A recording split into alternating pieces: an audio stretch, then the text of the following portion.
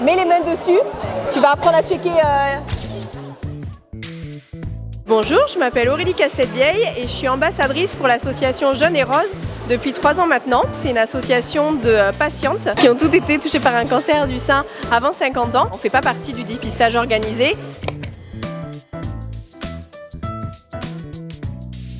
Et en fait, on voulait montrer que le cancer du sein peut aussi toucher les jeunes femmes. On a été invité par l'élan Béarnais pour faire un stand de sensibilisation à l'auto-examen mammaire. Je vais vous montrer sur notre buste. Donc déjà, on se regarde dans le miroir. On vérifie que tout va bien, qu'on n'a pas de signes visuels anormal. Tu vois? Donc comme ça, on apprend à regarder et à aimer son corps. Et une fois qu'on a bien observé, on passe à la palpation, donc soit avec 2 ou 3 doigts. Quand on a une poitrine généreuse, on peut le faire allonger, comme ça en étend la glande mammaire, c'est plus facile.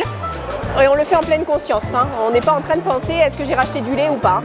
On fait vraiment donc 2 ou 3 doigts autour du téton. Plus ça va, plus on augmente. On n'oublie pas bien sûr sous l'aisselle.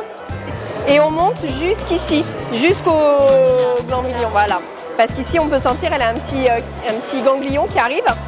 Et là aussi, on a une petite tumeur. Oui. Essaye, vas-y.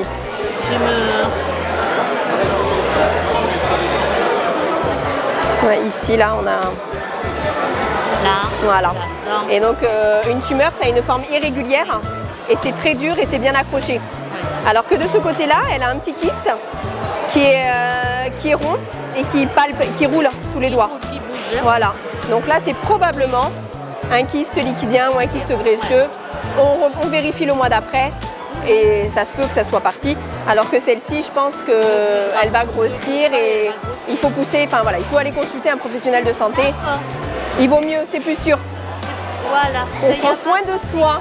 Oui, mais merci pour ces bons conseils. Avec plaisir. Le cancer du sein, aujourd'hui, on le sait, ça touche une femme sur 8.